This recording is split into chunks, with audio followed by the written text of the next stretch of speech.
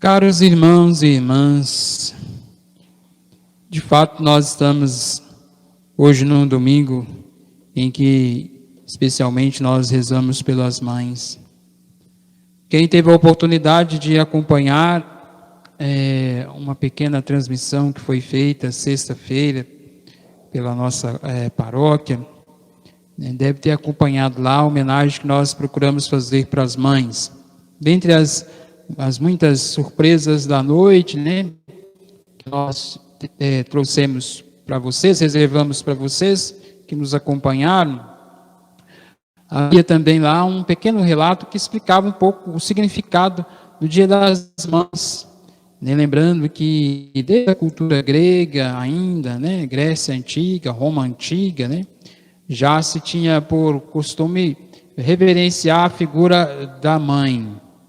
Mesmo que a cultura grega e romana seja, sobretudo, permeada por relações com deuses e deusas, pouco relacionadas à nossa profunda realidade cristã, sobretudo reconhecendo haver um só Deus e Pai de todos.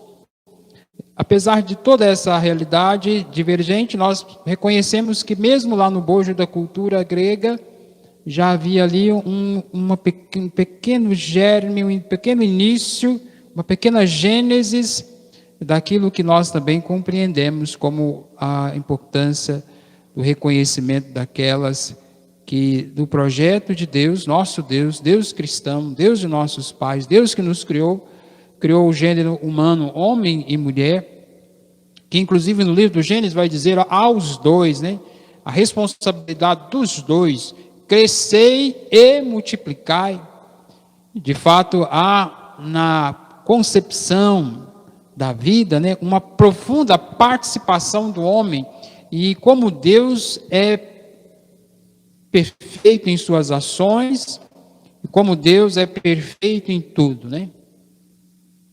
A vida é uma realidade tão excepcional, tão própria de Deus, que é o autor inclusive dela, que quando ele vai atribuir ao gênero humano, homem e mulher, a graça de colaborar, ele não dá essa responsabilidade apenas a um dos dois, Ele diz aos dois, crescei e multiplicai-vos.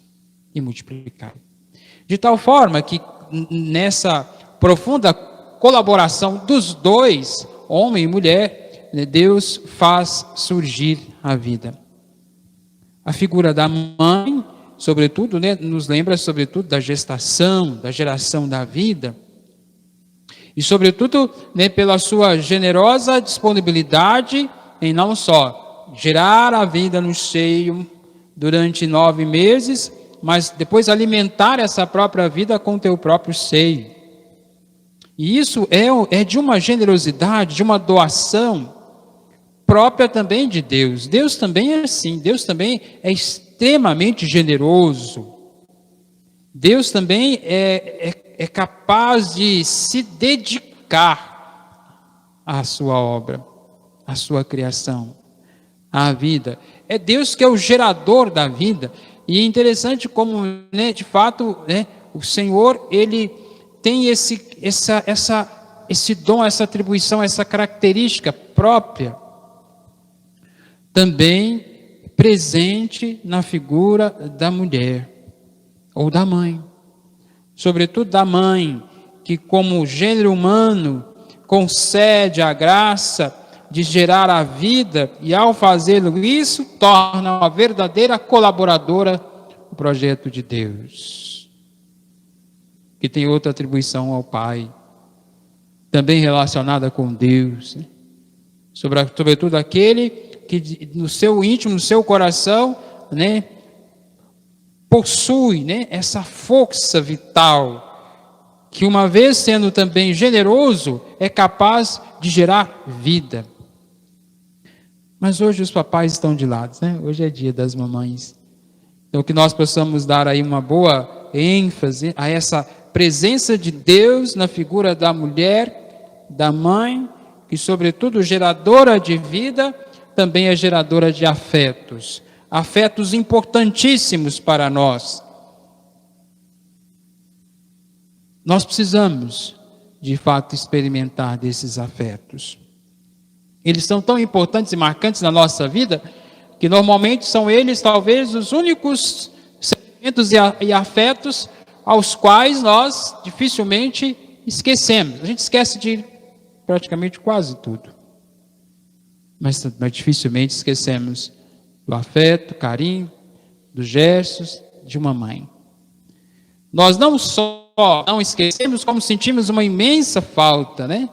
Passa o tempo, às vezes a ausência delas, seja porque já não estão entre nós de cumprir sua tarefa, seja porque nós nos distanciamos delas, e quase sempre, né, as pessoas lamentam, né, ou têm imensas saudades de sua mãe. Por quê? Porque ali não é apenas a lembrança de uma pessoa, mas é também a lembrança dos afetos, né, que com ela nós vivemos. Por isso quase sempre um filho quebra a cara quando ele, depois de tempos e tempos, se afastando, distante, ofensivo, indiferente, julgando não precisar dela, tem que admitir a imensa falta que ela faz. Por isso que é mais importante nós, em vez de lamentarmos a falta de nossas mães, reconhecemos a preciosidade que elas são para nós. Reconhecemos a preciosidade delas em nossas vidas, com as suas características suas. Elas são nossas mães, elas são as mulheres ideais da nossa vida. Quem quer uma mulher ideal, vai para casar com uma. Vá procurar a sua, para se casar com ela, a sua mulher ideal, que você vai dizer, essa eu gosto dela, porque ela é assim, eu gosto dela, porque ela tem essas características, né? Sim, a pessoa ideal. Ideal é uma busca, como a própria palavra diz, ideal, tá, meus queridos irmãos e irmãs, né? Perfeição, só Deus é perfeito. Mas é bom termos o que buscar nas pessoas. Não em nossas mães. A mãe não é uma pessoa ideal. A mãe é aquela pessoa que na sua realidade, na sua natureza, da sua forma, ela é o que ela é. E nós precisamos reconhecer isso, ela é o que ela é. E mesmo que ela tenha limitações, mesmo que ela tenha seus defeitos, ela é quem ela é. É aquela que te gerou, é aquela que te trouxe ao mundo. Ela não tem que ser perfeita, ela é o que ela é. E mesmo que por afeto nós digamos, mas minha mãe não tem defeito nenhum, ótimo, melhor assim. Chegamos ao ponto ideal de reconhecer o que ela é para nós. Ela é perfeita para nós. Como a gente olha, por exemplo, a mãe de Deus e diz com tanto carinho, ela é a minha mãe, ela é a nossa mãe. Perfeição. Experiências que fazemos com Deus. Perfeição. Isso é possível ver a partir daquele que, de alguma forma, como está um pouco explícito no Evangelho de hoje, a partir daquilo que Jesus fala para Filipe, é possível ver quando os olhos são capazes de ir além do que está vendo. Quem olha para frente, às vezes vê realidades que estão colocadas diante de si, mas quem olha o horizonte mais distante, vê o que está além. A proposta de Jesus em relação ao discurso que ele faz no Evangelho de hoje, que é um discurso de despedida aos seus discípulos, naquele momento quando o Senhor fala dessa realidade, ele vai se despedir, ele vai se ausentar, ele vai sair do nosso convívio. Os discípulos como que temem, inseguros, assim, o que ele quer afirmar com isso? O Senhor vai afirmar, vai fortalecer, vai querer dar a eles uma fé persistente. Olha, tendes fé em Deus, tendes fé em mim também.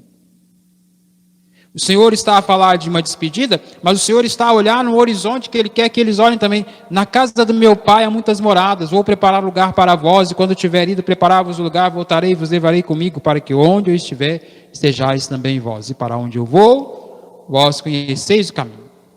O Senhor está, claro, a falar da sua morte, da sua paixão, mas a realidade da cruz é muito menor, muito pequena, mesmo que dolorosa, diante da realidade que o Senhor está a querer experimentar. E também os seus discípulos, que é a graça da ressurreição, a casa do Pai, o Senhor está falando da experiência profunda da ressurreição.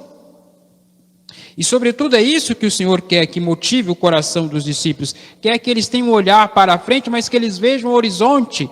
E, mesmo que no caminho haja cruz, que o horizonte seja mais interessante para os seus discípulos, a tal ponto deles persistirem, continuarem, manterem a fé, a confiança que o Senhor quer que eles tenham. E, para isso, é importante demais que eles vejam. Filipe pede ao Senhor, mostra-nos o Pai. O Senhor diz, Filipe, quem me viu, viu o Pai. Quem viu Jesus, ou quem vê Jesus, vê o Pai. Quem conhece Jesus, conheceu o Pai. Há tanto tempo estou convosco e ainda não me conheces? Jesus assim diz a Filipe. Quem conheceu ou conhece a Cristo, está a conhecer Deus, o Pai. Porque aquele que fala, aquele que age, não é outro, senão aquele que fala em nome do Pai. Ele não é aquele que age, não é aquele que age, senão em nome do Pai. Aquele que está hoje, né, entre eles, e depois, certamente, pela força do Espírito, não é outro, senão aquele a quem o Pai enviou. Se não acreditais que eu estou no Pai, o Pai está em mim, ao menos acreditais nas obras que eu realizo, disse o Senhor. E que obras são essas? As obras que Jesus realiza é a obra da salvação, a obra do amor, a obra plena, né? A fé e a confiança que levam o discípulo seu até a resposta como a que ele deu para Tomé, quando Tomé perguntou, mas para onde vais? Nós não podemos conhecer o caminho. A resposta de Jesus, eu sou o caminho, eu sou a verdade. Eu sou a vida. Essa é a resposta de Jesus para um discípulo seu, Tomé. Esta é a resposta de Jesus, né? Para nós também no contexto do hoje.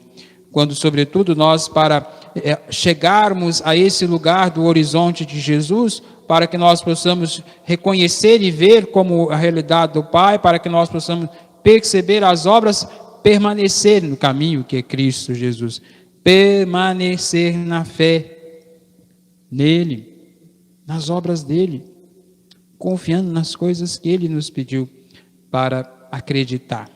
Essa persistência, essa permanência nas obras, nas coisas, nas realidades que ele pediu que nós pudéssemos permanecer e ficar, é o caminho que nos leva ao Pai, é o caminho que nos leva a Deus.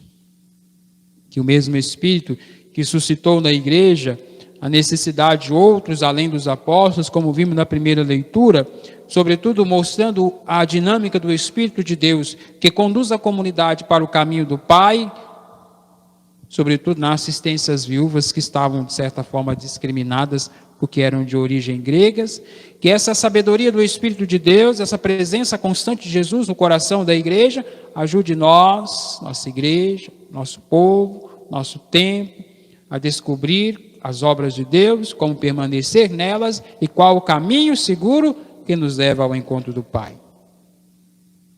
E que nós construamos, como diria São Pedro na segunda leitura, essa construção viva, essas pedras vivas, nessa edificação espiritual que tem Jesus como pedra angular, alicerce, e que essa construção, edificação que nós estamos a fazer, possa nos levar a colaborar, a contribuir, e ao mesmo tempo que nos leve a usufruir dos bens que essa realidade traz para nós e para o mundo.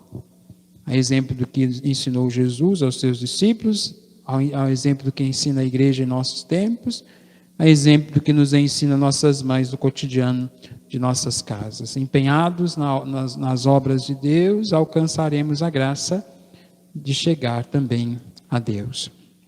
Creio em Deus Pai.